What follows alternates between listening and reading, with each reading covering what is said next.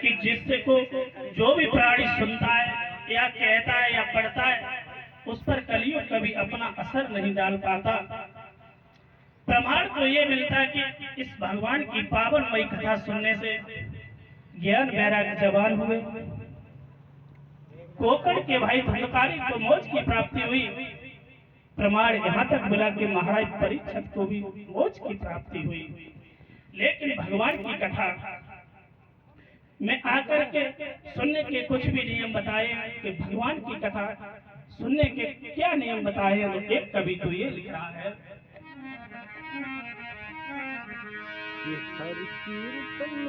कि हर कीर्तन में बैठते समय और ऊंच नीच का ध्यान हो।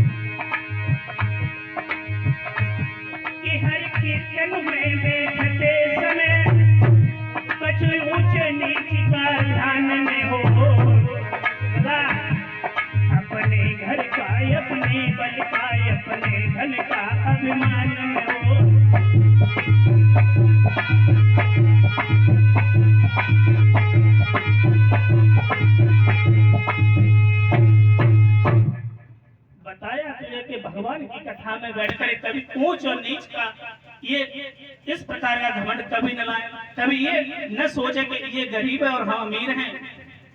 कभी ये भी मत सोचो कि ये पैसे वाला है और हम गरीब हैं। ये व्यक्ति कथा में आकर के ऐसी बातें नहीं करनी चाहिए। सबको एक समान होकर रहना चाहिए। तो देखे जहाँ प्रसंग चल रहा था वैसे हम आ तो नहीं पाते, मगर गुरुजी ने हमारे कहा कल आ जाओ तो अच्छी है, तो हम घूमने चले आए। लेकिन अब हमें दुखी है। क्यों? और दुख वाली बात आती है तो इस संसार में कोई सब सुखी नहीं है। क्यों? एक लाख हमारे बाबा ब्रजेश कुमार जी गाया करते थे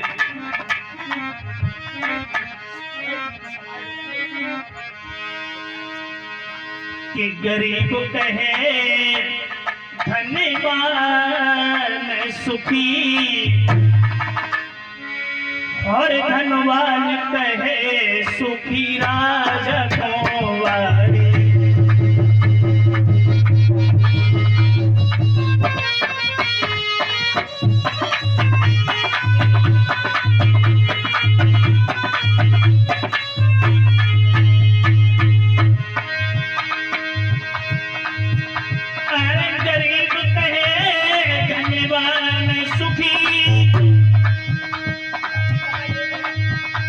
धनवान कहे